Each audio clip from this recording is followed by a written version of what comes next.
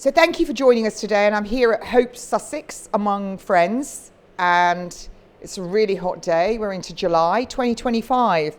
We're into July, and a lot of you first met me I was going to say in Trafalgar Square in 2020, but of course it wasn't that. I was working on local radio, and as you know, I put a video out that normally I would get 5,000 views, and within 24 hours it had 250,000 views and then a couple of million views, and I knew I was in a lot of trouble for telling the truth, really.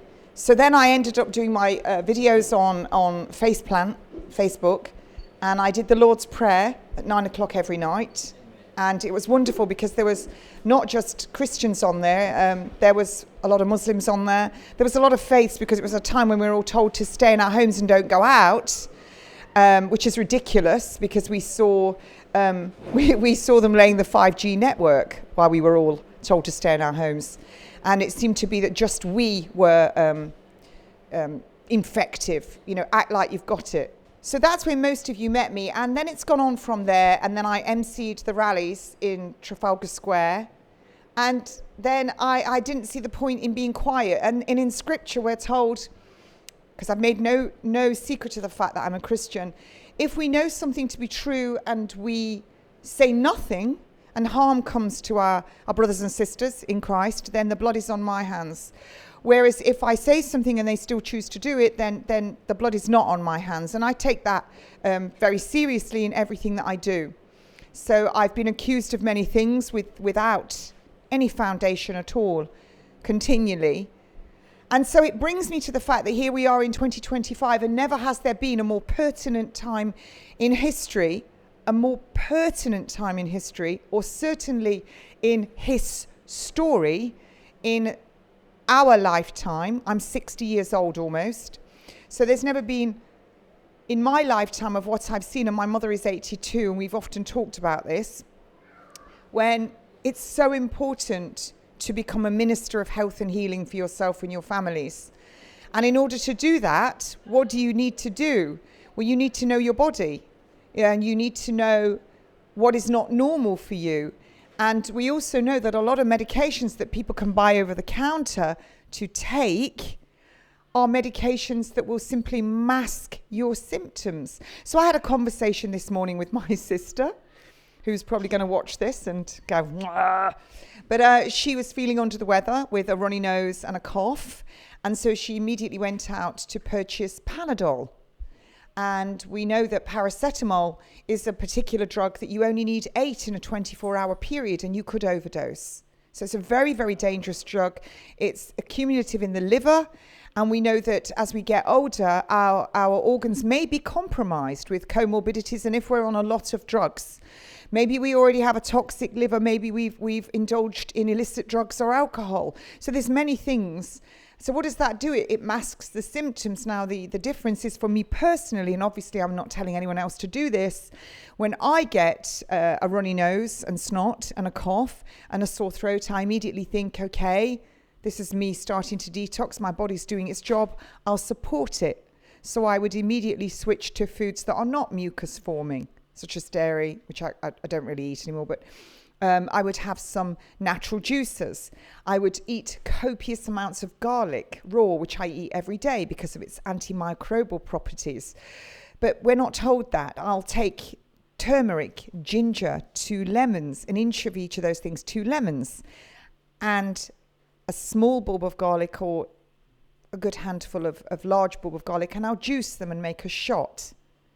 So wonderful. And it's all natural, so it's not going to kill me. But paracetamol could, if I was taking it and I kept taking it over a few days without realizing it. I could overdose myself.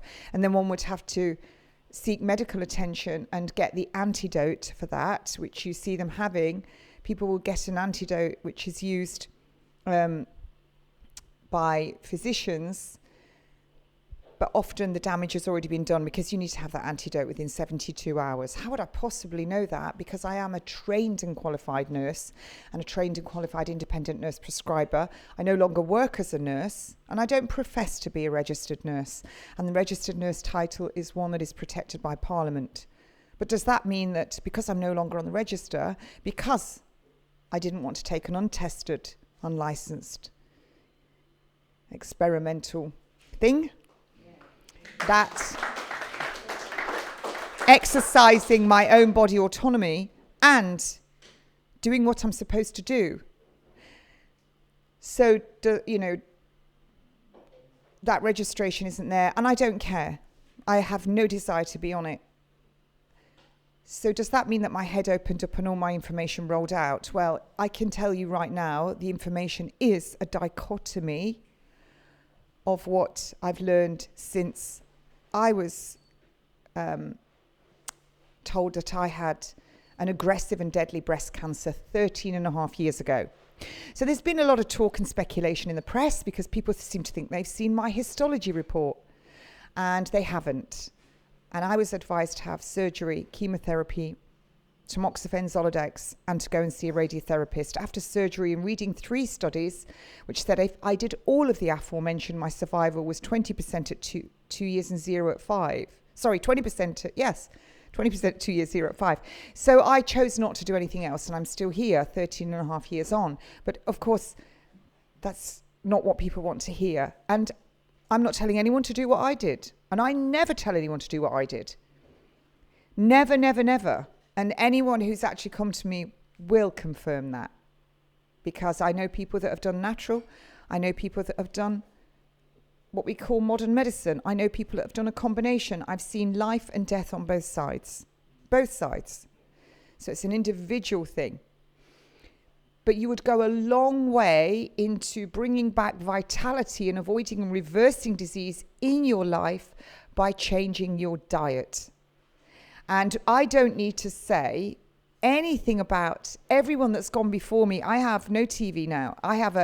It's my personal library with lots of books. So I have lots of books with all peer-reviewed, evidence-based studies on the implications of fluoride and what it does to the body, including that in heavily fluoridated areas, you see an increase in Down syndrome. We've got endless studies on what sugar will do to you. White acid poison, we know that. We know about genetically modified foods. Your wheat and your corn, when the insect lands on it, it gets holes in its gut. When you eat that food, you get holes in your gut. We've seen an exponential increase in allergies. And many gut issues. So these are all things that have gone before me. We are told we're not allowed to talk about the things that children are given, not only as infants, as soon as they're born, but also now when they're still inside their mother's womb. The mother is given these particular things that are put out there as healthcare and prevention of disease. And they are given these. Obviously, I'm speaking because we know that the algorithms will pick up words and our good cameraman will be deleted. So if we were not telling the truth, why does the government in this country and America offer 120K for children that are proven to be damaged by this intervention? So it's already there. It's already there. These are not my words. These are not me saying, yes, it causes harm. It's there. And I can absolutely say it with conviction. None of these particular things have ever been proven safe. None of them have ever been proven effective. And in 1970, the Department of Defense were paid $10 million over 5 years appropriation to develop modified RNA so detrimental to the human body that you wouldn't even be able to fight against Candida. And it was at that time they made 70,000 modified RNA and they were shipped out to 500 labs, including the CDC, around the world. And since then, we've seen the rise in lymphomas, leukemias, and what they refer to as AIDS. For most people now that understand, and there's a lot of now scrutiny from your common man, they're scrutinizing everything and realizing that you can no longer, as it was many years ago, I'll do exactly what my doctor tells me. I won't question anything. Because there are some wonderful doctors, there are some wonderful nurses, there are some terrible doctors, there are some terrible nurses, and there's some downright deadly ones. And we've seen what happens to whistleblowers. They get persecuted all the time. So now you have protocol over patient care. And that's a very dangerous situation to be in. Totally dangerous situation to be in. Now, we can all sit here today and go, well, it's not going to happen to me. I don't consent. I'm not having any of that. I'm not having any of it. But what if you go outside shopping and you pass out? What if you have a cardiac incident? We've seen those happening all over the place. We can't imagine why. On younger people, which I never saw happen when I worked in A&E. I remember one very young person. So now, once we're outside, or what happens if we happen to be unwell and we're in the hospital? We've seen where you're not allowed to leave. It's in best interests. If your family have power of attorney, even though your wet ink signature is on the document, they're not going to pay any attention to it unless it's already recorded on the government site. Well, unfortunately, most people don't seek power of attorney until they're already in a position where they might need it. And it takes a long time for it to get on that government site. So just before we go on to everything, I think it's really important that we say, we're not saying to anyone, you know, if you have any medical conditions or you're taking any medication, don't stop. Go to your doctor, work with your doctor. Your doctor's working for you. They are not in charge of your body. Get them to work with you. If your doctor's telling you diet doesn't make any difference for what you're doing, then should you be with that doctor? Because there's masses of evidence. And if we take something, there's men here, so let's take something very obvious. We know that prostate cancer in the UK is 1 in 3. Cancer overall is 1 in 2. All of the main charities state within the next few decades, cancer is going to be 100% of the population will receive a diagnosis in their lifetime. So if you've got 3 children, 4 children, you can then say, well, that's all my kids. So if we look at men then, prostate cancer 1 in 3, it's absolutely known that zinc will inhibit the enzyme that converts your good testosterone into your bad testosterone. But when you're all called in for your well-man check and your doctor puts his gloves on to put his finger up your rear, does he tell you that? Are you eating zinc-rich foods? Are you cutting down on your saturated fats, your alcohol, your sugar, your meat? Fellas, have you been told that by your doctors? Yeah, nobody's nodding here from the other side of the camera. No one's nodding. So we know that saw palmetto is wonderful, proven in studies. So all men should be taking saw palmetto and eating zinc-rich foods and cutting down. But you're not told that. So we see a generation of men going through this treatment, and often with surgery, they can no longer have an erection. So now you have a big problem with relationships, with the mental health. But it generates cash because you are the cash cow. So then we look at women. Breast cancer, breast cancer, breast cancer, breast cancer. 40% of women in the UK over 40 have got low functioning thyroid. They absolutely know that the two go together. But do they tell women this? No, you see a lot of young girls now, they're fat. They are fat. You only have to look years ago. So every fat cell that you've got is going to increase your estrogen. What about all of your perfumes, your makeup, your cleaning detergents, your washing up detergents? Anything with an aroma is a synthetic estrogen. What's estrogen? It's a growth promoter. So you see these tumours that are driven by estrogen levels. Are they saying to them, don't do any of this? No, they're not. They want all people. There was a talk about getting women over 40 taking tamoxifen as a prophylactic, taking a drug that when they first made that drug, if you go research it, never take my word for it, do your due diligence. They didn't want it given to human beings. The scientist who made it, that's my dog, they didn't want it given. They said it was dangerous, so they then gave it to pregnant women and children. Let's bring my dogs over here, because even though they're only like 6 kilos between the pair of them, they will rip the lungs out of that big 30-kilo dog.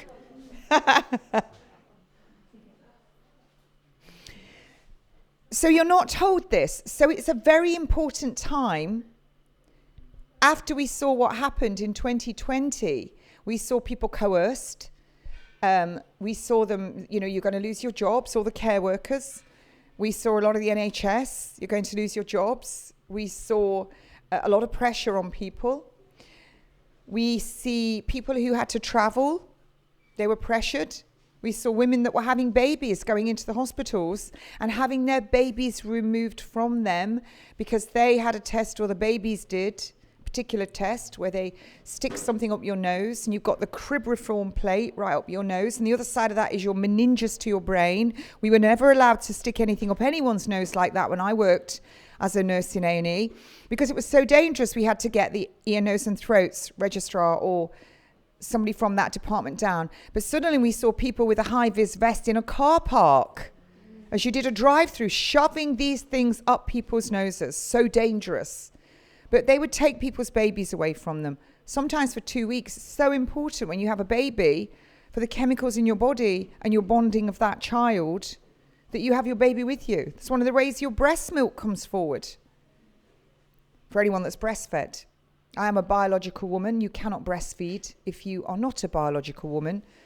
And those that do are taking lots and lots of chemicals. And those chemicals do travel into the breast milk, which is why, as an independent nurse prescriber, trained and qualified, and a trained and qualified nurse at the time, many years ago, when I was taught this, you had to be very careful with pregnant women or breastfeeding women with the drugs that you gave to them. But suddenly, it's okay.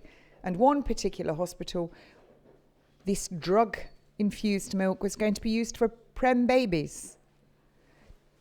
So back to 2020, back to today, I think, would everybody agree that now is a very important time to be a minister of your own health and healing? So a head to foot.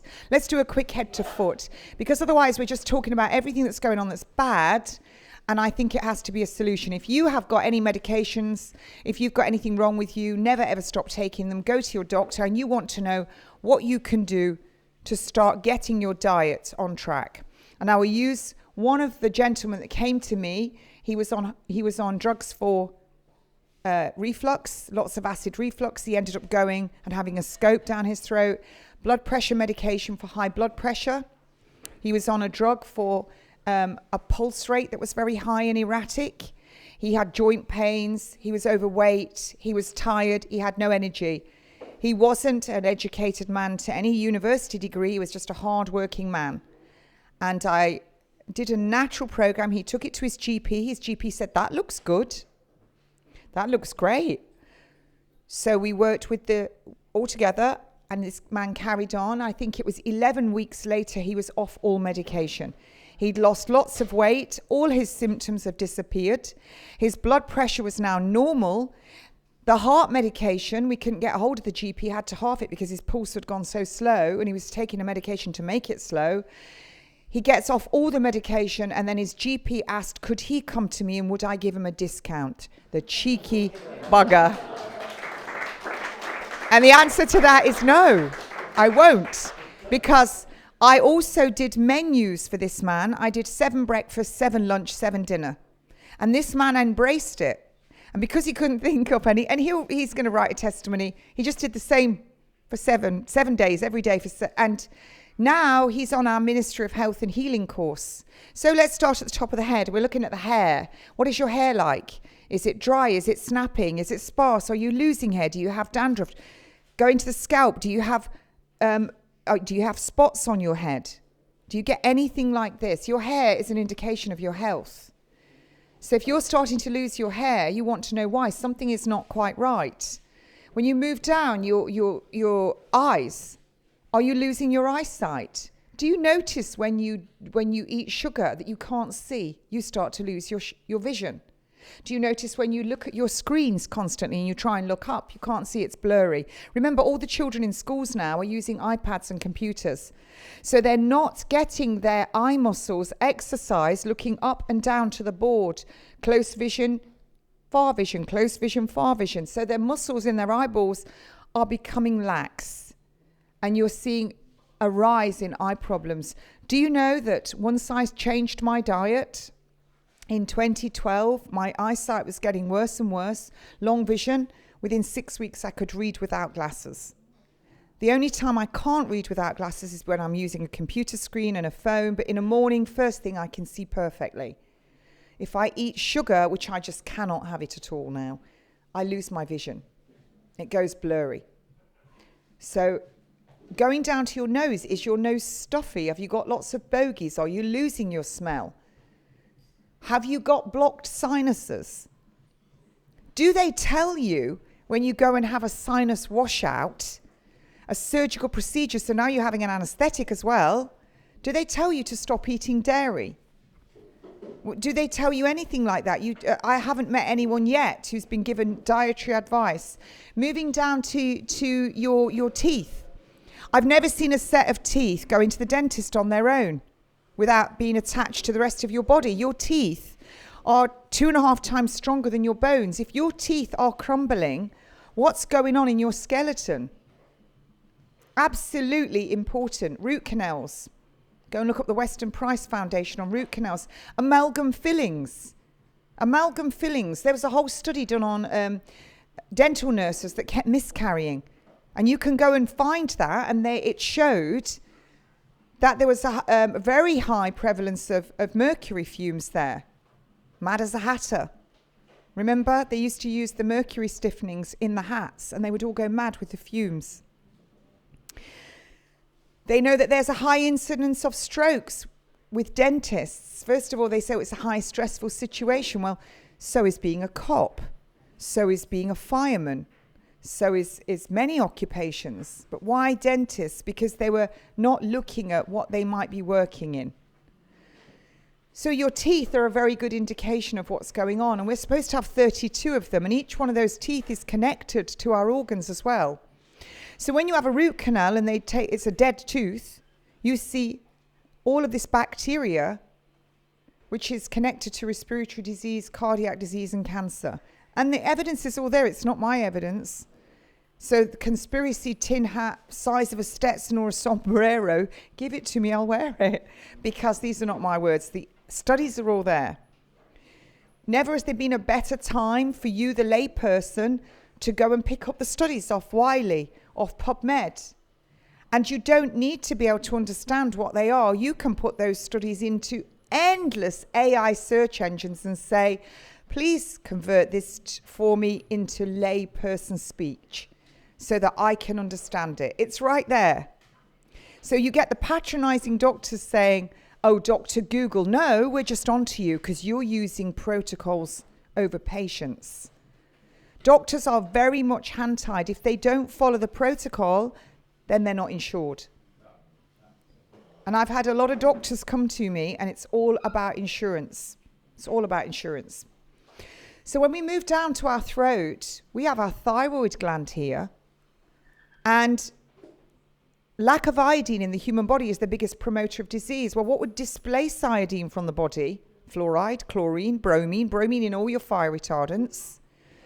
So now they tell you, oh, here's your tap water. But it's not, it's a solution. Tap water is it's not H2O. It's got chemicals in it to stop corrosion of the pipes. It's got all kinds of stuff in it. So it's not water anymore, technically, is it? It's a solution. 3 of the chemicals that we researched in southern water are carcinogenic. That's what it says on PubMed. They're not my words. So it says that on PubMed. We know that fluoride causes fluorosis of the skeleton. So as you get older and you start to degrade, you get poisoned all over again as this is liberated into your body. So we know that the thyroid needs iodine. And there was a study at the Great Lakes, and they showed that boys and girls, children, that would get goiter, swelling, was the same ratio, 1-to-1 for boys and girls, until the girls hit puberty. And then the ratio shot up to 10 girls to every boy. Every boy would get goiter. Why? Because the breasts require the iodine for them to grow, to develop. So there was one study in the New England Medical Journal showing, it was an 800 patient study. Please go and find it, do your due diligence, where it said that there was definitely a correlation between fibrocystic breast disease and breast cancer. So what does it cause? Lack of iodine, it causes inflammation, cysts, nodules, cancer. in your thyroid, in your breast, tenderness, inflammation, cysts, nodules, cancer, in the ovaries, in the stomach. It's all there. So moving down, we know about our thyroid gland and we need to guard it. You've then got your chest. If you've got the mast cells in your lungs that line all your respiratory tract, they need zinc. So we know that there's about 21 years worth of zinc left. And what's happening, it's not being taken up into the plants because of the glyphosate. And glyphosate's in all the water table. How do we know that glyphosate's bad? Well, Monsanto. There was massive payout with Monsanto. Excuse me, I'm going to have a drink with my hydrogenated water bottle.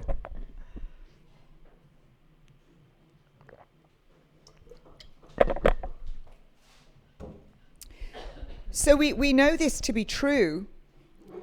And we also know that they're spraying all of the pesticides, herbicides, fungicides on the crops. So if you live near there, the agronomist will come out to the farms to test, to give them the red tractor so their food goes to market. But that agronomist is funded by the companies that make these chemicals. I had a farmer come to me that was very ill, and it was because his whole land was wheat, and they would spray it and spray it and spray it to make it fall. So you're eating this. That's what you're eating. And we also know that the wheat, I think it was in the 60s, 1969, and the agronomist was given the Nobel Prize, of course he was, to make the wheat not as big, genetically modified, it's much shorter. So you're eating this, and now you're genetically modified, and your children are. And it's in everything. Everything's in everything. We've heard all the latest about seed oils. So when you look at all of this food, it only has to be grown in potassium, phosphorus, and nitrogen for it to get to market. But we're much more than that. We are what we eat. Today's food becomes tomorrow's cells. No amount of exercise or prescription medication is an offset for a poor diet. Your cells of your body are made of 50% of your protein and 50% of the oils that you eat. Your brain cells is 75%. Remember, your brain is mostly fat. So if you're eating all their seed oils, it's going to push oxygen away from the cell, which is going to cause what? Inflammation. Fire in the hole. And you're not going to have any energy, are you? Because you need oxygen as you breathe in and sugar in your natural foods to generate energy in the cell, ATP. We're just a bundle of cells enjoying this lovely afternoon. So going down from that, you're now eating foods that aren't nutrient dense. So what's going to happen? You're going to be filling your waste paper bin, with food that isn't good enough, and it's going to eventually, the trash is going to spill over the sides, and now you're deficient. So we are supposed to be having this fantastic healthcare system in the Western world, and we're the sickest. 1 in 2 get cancer, the top 3 causes of death, heart disease, cancer, and prescription medication. Prescription medication, that's an interesting one, isn't it? So if we keep going on, let's go down to the reproductive system, where we've already talked about fellas and their prostate, but what about erection section? 50% of men over 50 can't get it up. 70% over 70 can't get it up. They're in these villages in the Middle East, the Far East, in Africa, the countries where we say, they're not as good as us, and they're still siring children in their 90s. Over here, men are limping out their bed in the morning instead of pole vaulting to the bathroom. And so we have that going on. We now see spermageddon. You can all Google it. Use your devil's tool, spermageddon, where the sperm count is plummeting. And it's not just that they don't have enough of the little fellas. They don't swim very far. They have a lot of anomalies. They're distorted. They're abnormal. Pteratospermia, I think it's in Latin, it means ugly sperm when you translate it. So your sperm are ugly fellas. And then you look at women's eggs as well. Women all have their eggs shortly after they're conceived. So they're inside their mother, and all the eggs are in there. So you have to remember that they're going to be exposed to everything that the mother does before she even gets pregnant with you. Everything. So this is really It's really quite something. So if the mother is inside the grandmother and shortly after her conception, she's got all her eggs in her ovaries, and that's what the grandma does as well. So do you see the knock-on effect? And we now know that what men do as well, you're not just coming up, for a 30-second wonder. What you've eaten, what you've done is also going to have a profound effect, and that's now known. You are giving half of that genetic material that's going to make that child. And just to add in, conception does indeed begin immediately when the egg goes into the sperm, and there is life. So moving on from that, going down, if we look at our digestive tract, so let's talk about something. We've got a pipe goes from our mouth to our backsides. It's a pipe. And we drink our water and we eat our food, and it goes all the way down, and it goes through the stomach, and it goes into the duodenum, and then the nutrients get extracted in the first third of the bowel, and it keeps going. And then we get told, don't we, we've got an appendix, it's just useless. God, it was just a mistake, really. God just put an extra bit there. You've got a lot of bacteria in your gut, and you're not drinking enough fluid. Your appendix is working really hard. What happens when you keep working your muscles hard? They get bigger. So your appendix ends up big and inflamed, and if you're really unlucky, it will burst. But it gets big and inflamed, so what do the doctors do? Oh, you've got an appendicitis, let's whip it out. Did they sort the problem? No. You've still got the same problem, you've just taken the traffic light away. You've just taken the siren away. So it's the same with when we drink. So when you don't drink enough water, your stomach has folds of mucus in it. And that mucus is there, not only it has to be the right consistency for, digesting your food, it's also there to protect the lining of your stomach. So if you're not drinking enough water, when we're going to say this, you don't flood when you're drinking either, when you're eating either, because your stomach acid is 1.5 to 3.5, the perfect pH for digestion of foods. But if you don't have enough, that stomach acid's going to do what? It's going to hit the side of your stomach. And that's where we get a stomach ulcer. So along comes your H. pylori bacteria to chow down on the debris. But what does the doctor do? Oh, you've got H. pylori, that's the problem. Here's a big course of antibiotics. But they don't tell you to go and drink 10 ounces of clean water every hour, do they? So that you're hydrated. And when you do that, you often find that they no longer get epigastric pain. They don't have high blood pressure. They don't get lower back pain. Lower back pain, dehydration, every time you have a cup of coffee, you're going to pee out 1.5 times that. Cans of Coke. The teenagers are sitting in the cinema. And of course, to sit in the cinema now, you've got to eat your body weight in popcorn and drink a huge litre of Pepsi Max, which is full of salt, full of caffeine, so that you pee more. If it's got sugar in, the sugar is in it, or the artificial sweetener to hide the salt, to hide the caffeine. So you're peeing more, really thirsty, so you drink more. It's just horrific. Phosphoric acid's going to fizz your bones away and your teeth. So these things are all important, and it's causing all the health issues. So should we be drinking these things? There's nothing in that that's nice, that's good for your body, but it's addictive. We should be drinking water. So when you get the baby and it doesn't have any of its teeth, should be having breast milk, really. It's the best thing to have. And they haven't got the right teeth, and they haven't got tyline and linguinal lipase at that stage to digest starch. So when you start giving them baby porridge, which I've heard some people tell, they're waking up at night. They're supposed to, because you make your breast milk based on the next day, every day that baby's growing. Feed them on demand. These are not fun bags. They're there for feeding a baby. Hate to break it to you, fellas. So if your baby doesn't have those premolar teeth, they shouldn't be getting starch because they can't digest it. So that fat starts to get digested in the mouth and starch. Once those teeth come in, you can digest the starch. And then the food goes down your throat into your stomach and it switches off. And now your stomach's for digesting protein, which is why you've got particular trypsin and chymotrypsin, and your pancreas kicks in, and you need to start digesting that. And then it goes into the next part where the fat digestion picks up again. So we should really be having big gaps in between our breakfast, lunch and dinner. And who invented breakfast? I'm not even hungry in the morning. I don't eat for a few hours. But no, we're told to go and eat genetically modified cornflakes full of sugar and really high glycemic load. It's shocking. Donuts, Costa coffee. So what happens then is you're eating all these foods and then you're having it's not a drink, you're having a big Costa coffee, a mocha choca waka, whatever they are, which is a food. So it's constantly things are coming down the hatch. So you get an undigested food going into your duodenum, undigested food, constantly all this food going in. And now you've got a real problem. You're not drinking enough water.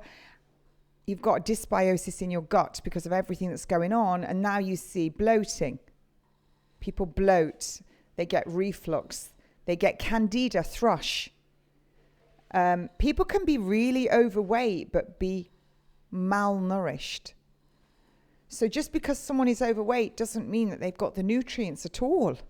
It could be the opposite way round. You can have someone who's really skinny, who's malnourished. You are what you eat. Today's food becomes tomorrow's cells, and no amount of exercise is an offset for a poor diet, and nor is prescription medication. And much as they don't like me saying it, but I will say it over and over again, obesity exponentially increases the risk of every single disease. And how many people have we seen with the TikTok videos who are overweight in our healthcare system? The majority of them. They didn't like it when I said it. Go dance more, break sweat, lose weight. But what do you see in every single hospital? Costa coffee, Dunkin' Donut, Starbucks. It used to be the little old ladies, the WRVS, and they'd rustle you up a sandwich and a potato and some salad. Now it's cakes, drinks. And I see men standing in the queue, doctors with little spindly arms and a pot belly and gynecomastia. Yeah, I'll have a go. It's not attractive. We don't find it attractive. And are you pole vaulting out of bed in the morning? But we see men that have got, you can see that they're suffering from high estrogen and sugar. It's not natural. It's not natural. It's not normal. And then you start to see lots and lots of problems. We see the nurses with, and it's not just nurses. I'm just using this as an example because they should be the pillars of health. They are healthcare professionals. They are health educators. It states it in their code of conduct. So if you're offended, sort it out. Sort it out. I'm not going to take advice from a dentist with black teeth. So I'm certainly not taking advice from a doctor who's sitting with a fat belly, spindly arms, psoriasis, dandruff all over his collar, ridges all over his fingernails, and looking like death, a real sign of toxicity. Let's talk about the skin, actually, the biggest organ of your body. If you've got big dark circles under your eyes, and it's difficult, a lot of Asian people, that's normal, that they will have different pigmentation. But I'm talking about if someone looks that, you must have seen them, children, when they're healthy, they look pink, they're lovely, they've got lots of colour in their pinners, the cartilage in their ears. Then you see these people knocking around and they literally look like a wax candle. They're colourless. They're colourless. Why is that? Because the life is in the blood. Guard your heart with all due diligence because all that is life flows through it. What is in the blood? Your oxygen binds to the hemoglobin of your red blood cells that are little biconcave discs to increase the surface area so the oxygen sticks to it. So you should be nice and pink. But we see these people looking like, they look like corpses. And their skin will have psoriasis. I had a lady come to me covered in psoriasis. And she came to me when I had an aesthetics clinic years ago. But by then I was juicing, eating all organic. And she started doing the same. Her psoriasis was gone off her torso within 6 weeks and off her neck and her face within 3 months. And she lost 4 stone just by changing her diet. But she was using all kinds of drugs on her skin. And it was not getting rid of it. So we're not saying don't use your drugs, but we're saying look at what you're eating. So if I got a dustbin lid and the lawn outside was skin, and I dropped a dustbin lid on that lawn and I just left it there for a couple of weeks, what would happen when you lift that lid up? Would it be nice and lush and green? No, it's going to be yellow because it needs the sun, needs water, and then it will also get the nutrients from underneath. So our skin, when the sun shines on our skin, it converts the cholesterol in our skin to vitamin D, and that is supercharged in the body, but something else happens as well. That vitamin D then, when we eat our food that goes down the hatch, remember 1.5 to 3.5, it needs to be your stomach acid to extract your nutrients. Your vitamin K from your nutrients is what drives that vitamin D to bind to your calcium. Your calcium binds to your vitamin D. Your calcium binds to your vitamin D that you've also extracted from your food. And the vitamin K2 is telling it, go to the teeth, go to the bones. So if you don't have one of those, and we hear about people having osteoporosis, it's not going to go into the teeth and bones, it's going to go into the soft tissue. And they give them calcium supplements and it doesn't go where it should. It goes into the soft tissue. What actually might be causing that? Well, unfortunately, a lot of anti-inflammatories that people are given, steroids and non-steroidal meds, it will block what's called the COX-1, COX-2 pathway. Just forget about that if you don't want to go deep, but it's going to stop lots of chemical processes in the body. And one of the things it will do when you take those, your osteoclasts, which are the little cells, they break down of your bone and they form a cement, and that cement stimulates your osteoblasts, which build new bone. What a fantastic body you've got. It completely rebuilds in every 2 years. So your skeleton rebuilds, every cell in your body is regenerated if you give it what it needs.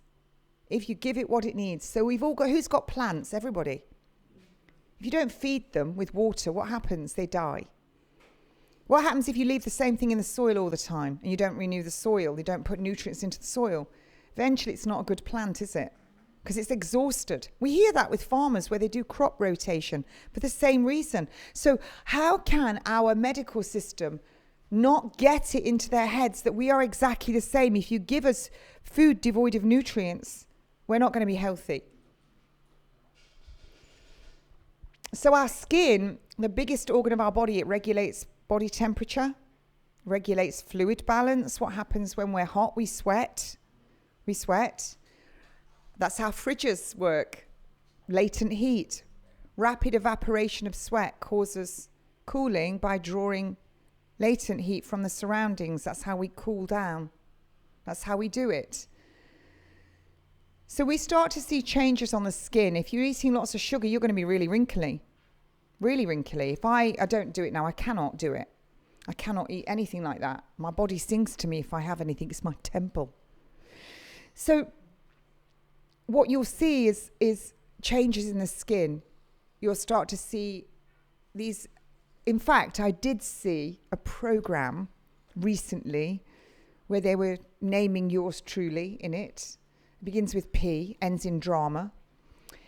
And the gentleman who was on it, who was an expert in oncology, had, I don't know what was going on with his shoulder. It kept ticking. But I did notice that he had a lot of like little nevuses on his face, little tags of skin. That's insulin resistance will cause those. I'm not saying his did. But if I see that on skin, I know it's insulin resistance. Nobody tells you that, do they? They just burn them off or they leave them. Or do we not see that with a lot of people as they get older, they get all these? No one's saying, you need to think about this.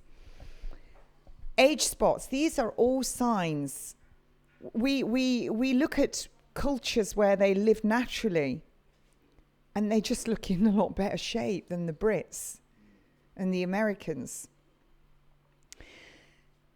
So I think one has to look at that. Your skin is the biggest organ of your body, but it's not a wetsuit. What goes on it goes in it. How do we know that? Well, how do nicotine patches work? How do hormone patches work? How do morphine patches work? They work because what goes on your body will get into your bloodstream within about 17 seconds. That includes your fingernails. That includes your lipstick. 60% of the lipsticks on the American market contain lead. Lead is a neurotoxin. It's accumulative in the brain. Oh, we've got the blood-brain barrier. Well, yes, we have. But Wi-Fi 2.45 to 5.8 gigahertz is known to open the blood-brain barrier, as is polysorbate 80, which is in vaccines, as is low blood sugar, as is a temperature.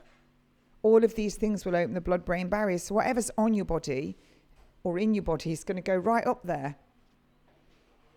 So these are all assaults from all different angles. Assault of food, personal products, chemicals in the environment, EMFs. EMF's massive. It's massive. You only have to open your phone and you're sitting it next to your skin and it tells you, you go into settings, general, legal and regulatory, and RX exposure, it tells you. You're sitting with it. People wearing it constantly under their bra strap. I did that at the gym and I got some tumours right there. I saw a doctor who was telling me, gentleman sat with his laptop on his abdomen 8 hours a day and he had a huge tumour in his abdomen. People wearing it in their back pocket, kidney tumours. People wearing it in their pocket here. Used to be very rare to have appendix cancer. Now it's much more prevalent. So your skin, whatever's on it, is going to go in it, and EMF is right there. Moving on to just our spine, actually. Who have you seen people walking around? They're like armadillo crocodillos. They're bent over. They've got round shoulders. They're decrepit. Their feet. Don't look at my shoes. I actually walk around barefoot. I've got feet like a hobbit now. Most of my shoes, I can't get my feet in them. But if you look at people when they're walking, they're hobbling. So you have to look at someone's skeleton. Is the pelvis, is it all on one level, or is one side higher than the other? Because if it is one side higher than the other, you're going to get wearing of one knee more than the other. If your feet hurt, where does it show when you're walking? Shows on your face, shows on your whole body. You see people with all their joints starting to deviate. You see all these nodules coming on their joints. I hear them all talking in the supermarket about what their doctors have given them. They've all got arthritis or rheumatoid arthritis. And then I see them shopping down. Well, there's only really 2 aisles in the supermarket. It's the fruit and veg. But you see them buying all these foods. So you've got seed oils. You've got genetically modified foods. You've got sugar. Sugar is in everything. It's in coleslaw. Why do you need sugar in coleslaw? Carrot, onion, cabbage. That's all you need. Bit of yogurt, bit of Dijon mustard, bit of creme fraiche, all organic. There's your. Why do you need sugar in it? It's to make you eat more. You get a big spike, then you get loads of insulin comes out, and then you have a crash. If you keep getting those spikes, what's that? Type 2 diabetes. So what you've got is all this going on, and you're eating rubbish foods, and now you've got rapeseed oil in absolutely everything. But what does that do? Your joints start to hurt. If I eat rapeseed oil, I can't roll my thumbs round. They hurt. I love a bag of crisps, a dirty bag of crisps. Chips, as they call them in America. As soon as I eat it, my fingers start to hurt. They start to stick. I get zits. How can I have zits? Who called them teenage spots? And I get the ones in my hairline, lumps. It's because my body's trying to get rid of toxins. Because remember what I said about your body? That's how you do it. You will breathe toxins out. You will sweat them out. You will pee them out. You'll poo them out. And you'll also, they come out, every single thing in your body will go through your liver every 3 minutes. Every 3 minutes, your entire circulation in your body goes through your liver. Eventually, your liver's going to be like, if you can't process anymore, your body packages those toxins in your fat. So what do people then look like? They look a funny colour. They start to get loads of skin issues. They'll even smell. They'll smell. I've seen people that are really overweight with candida in the folds of their skin. And you can smell them. The sweat under their arms will smell. Everything begins to smell. Vaginal secretions will change. Remember, I know people don't like talking about a vagina. We forgot about that bit. Dry vaginas. Nobody wants a dry vagina either. It's not normal. It's not normal to have a dry vagina. It's not normal. Because as long as your perineum is really good and all the muscles are tight, every time you contract it, release, blood's going to rush into those cells, which is going to increase the chances of you making mucus that keeps your vagina nice and moist. And as the man's pole vaulting out of bed in the morning, all's hunky-dory, and you're in your 70s and 80s. I know people that are still, believe it or not, doing it and want to do it. So this is all not normal to be like that. Prolapses, prolapsed vaginas, prolapsed rectums where your innards are dropping outwards. This is all not normal. You should have a really good muscles in your abdomen and your lower back. Keep everything pulled up because we're not doing anything, are we, anymore? We drive from A to B and it's only up the road. We're not using our joints. We're not doing weight bearing. But I can tell you now, if I eat sugar, and I always know now, I don't need to look at ingredients if I go anywhere. My body's talking to me and I'm listening. My joints hurt. But who in here, when they wake up in the morning, aches when you try and get out of bed? Stick your fingers up if you do. Yeah, that's quite a few. And you shouldn't. Have you seen what your dogs and cats do when they wake up? They stretch. It's the first thing they do, they stretch. That's what I do as well. I stretch. And people don't do that. And then so the alarm goes off, all hell lets loose. The first thing they do is they pick up their phone, because of course you'll all die if you don't check your phone. That's been sitting frying you at the side of your bed at night, and you've got the Wi-Fi on all night. You've got a booster box in your bedroom because you can't bear to miss anything. You've got a big telly in your room on standby. You've got all your fancy furniture that's held together with glue, and you've got your central heating it all up nicely so all the fumes are in your bedroom. You've got your windows shut because you think you're going to get robbed. And she wants picking up. Someone pick the dog up.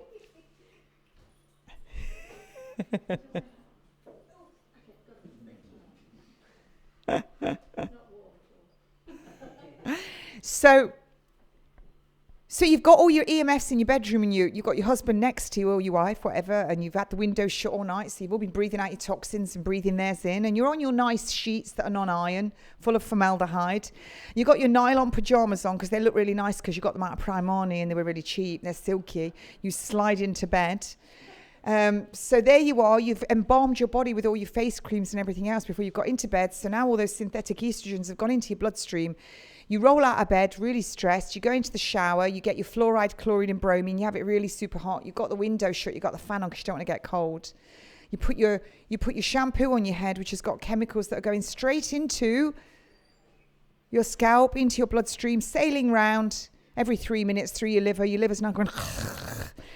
So you've got all that going on. Then you brush your teeth with your fluoride toothpaste because it says whitening on it, Colgate whitening. And then you flush out, don't you, clean out with your floss, your fluoride floss. And then you gurgle, get your mouthwash, get some of that in you. And then you put your clothes on that have been washed with Comfort, Lenore, because you like the smell. So you're now gassing yourself because you breathe it in. You spray your aluminium under your armpits because you don't want to really sweat, do you? Because sweating is a way of getting rid of toxins. All the lymph nodes around your breasts. No, you don't want that horrible sweaty smell. It's not normal. And you probably just shaved under your armpits. So now you've got open pores, probably a little bit of wounds. Spray it all on. Get yourself downstairs, put your drink in the microwave, your tap water, have your mocha-lock or whatever. It comes in a sachet. And then you go out the door, don't you? Neurotic. With your phone on your body because you're going to die if you don't check it every 30 seconds. And you get in your car and you hair off down the road with your knuckles clenched. And you get to work and you're starving. So you're either going to go through McDonald's and do a drive-through, or you've had something at the house. Now you're starving. It's 10 o'clock. More coffee, donuts. You get to lunchtime, you're yawning, you're knackered. I've got to go to the gym. I've got to lose weight. You go home. You might even have a few drinks. You go to the gym and then you go and have your dinner. And then it all starts again. You eat your food and you sit on your sofa, on your bromine sofa, fire retardant. You watch The Idiot's Lantern. You watch the government telling you what you can eat, what you can drink, what you can't do. Apparently you can't go outside at the moment or put your laundry out. And farmers can't water their plants. Can't do any of that. Apparently the sun gives you a heart attack as well. So you've got to do all of that and then you do it all again. You go to work to pay somebody to look after your children so you can go to work with your 2 cars on the drive, for your 1 holiday a year, with your massive mortgage. It's mental. It is just mental. So I think, and the worst thing about it is infertility is going through the roof.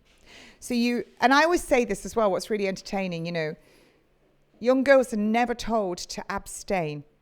They're told at a very young age, and now we've seen it with the United Nations, they want children to have what is a sexual partner as toddlers. Children at school being taught how to roll a condom on to a banana. Does any of the schools teach about abstinence? So when a woman has intercourse with a man, it's foreign. The semen is foreign when it goes near the cervix, and her body doesn't recognize it, so it will naturally increase immunity. So if a woman keeps having sex with all different men, then she's going to have that constant inflammation, which is a precursor, as we know, inflammation to malignancy. And also there's a whole thing on a genetic level. Should you be doing that? And it's not natural, so we don't teach our children abstinence. It's something, all these women, my body, my choice. Sorry, ladies, I don't care. I am a Barbie doll kind of woman. You can have your pink hair, you can have your clothes, you can do whatever you like. I don't care. In my world, there's 2 genders. If you want to say there's whatever there are, 37 different genders, and have a go at me, fill your boots. I don't care.